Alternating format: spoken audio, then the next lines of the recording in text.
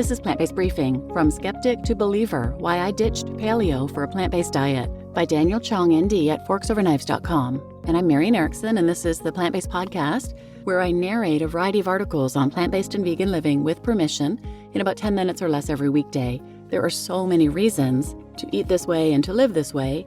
The top 3 are generally animals, environment, and health, but there are so many others, including the workers, antibiotic resistance, wildlife killing and extinction, deforestation, pandemics and viruses like H5N1, dietary racism, world hunger, and on and on. This podcast is a place where you can keep up on all the various facets without a huge time commitment. I select a variety of articles, get permission, and read them to you here in about 10 minutes or less every weekday. One listener refers to it as her daily inspiration to stay the course. So I hope it's of benefit to you as well. And now let's get to today's plant-based briefing. From Skeptic to Believer, Why I Ditched Paleo for a Plant-Based Diet by Daniel Chong, ND at forksoverknives.com. As far back as I can remember, my father instilled in me the value of a healthy lifestyle. Though I know now that what he thought of as healthy was a bit off, it was the thought that counted, and it led me to always strive to eat well. At the very least, it inspired me to add some veggies to the otherwise terrible meals my high school buddies and I devoured every day. In college, my interest in health grew as I battled mild but persistent acne. One day I ventured into a New Age bookstore and thumbed through a book on healthy living to find the section on skincare. To my astonishment, the top recommendation to help reduce acne was to cut out dairy. I decided to try it and see what happened. Within a week, my skin started to clear up. Within a month, it looked better than it had in years. I resolved to make it my profession to help others achieve health through diet and lifestyle changes. During my training as a naturopath in the late 1990s, I was taught that vegetarian diets were healthiest, but my skeptical nature had me thinking otherwise. So when I stumbled upon the concept of Paleolithic nutrition, which holds that humans are best suited to low-carb, high-fat diets, I was intrigued. I read the few books available on the subject at the time.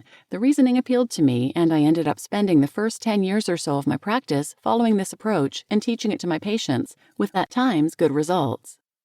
From paleo to plant-based, the experiment begins. About 15 years ago, I made the decision to focus my practice on the prevention and treatment of cardiovascular disease. As a physician whose primary tool was lifestyle medicine, my efforts to better understand the causes and the best drug-free or at least drug-limiting treatment options brought me to the work of Caldwell Esselstyn, MD. I learned how he was able to help patients dramatically improve their cardiovascular health using a whole food plant-based diet. I was shocked. A high-carb, low-fat vegan diet? I thought this was unhealthy, even deadly. But the more evidence I reviewed, the more I saw that Esselstyn was correct.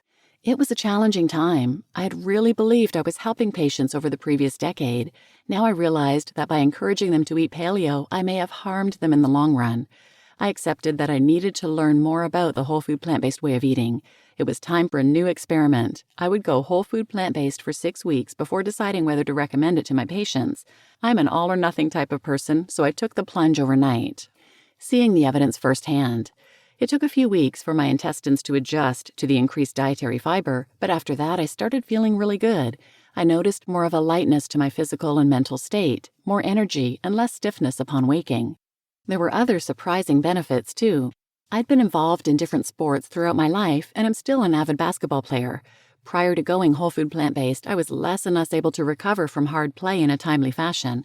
After making the switch, I started recovering much more quickly. I like to run blood work on myself every few months, and prior to going plant-based, I had a slightly higher C-reactive protein, a marker of inflammation, than I would have expected. Within a couple months of going whole food plant-based, my CRP dropped to an undetectable level, and my cholesterol dropped to a range that would make any cardiologist think I was taking a statin. Seeing those numbers convinced me to commit to this 180-degree turn in my personal life and medical practice.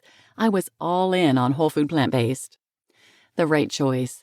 It has been 13 years since then, and I can say without a doubt it was the right choice. I've continued to enjoy intense workouts, quick recovery times, and low inflammation and low cholesterol, as well as delicious plant-based meals.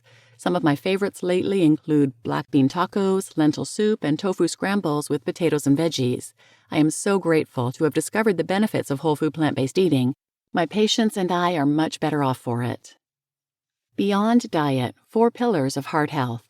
A healthy plant-based diet is the most powerful tool in my arsenal for helping patients optimize their heart health in the long term.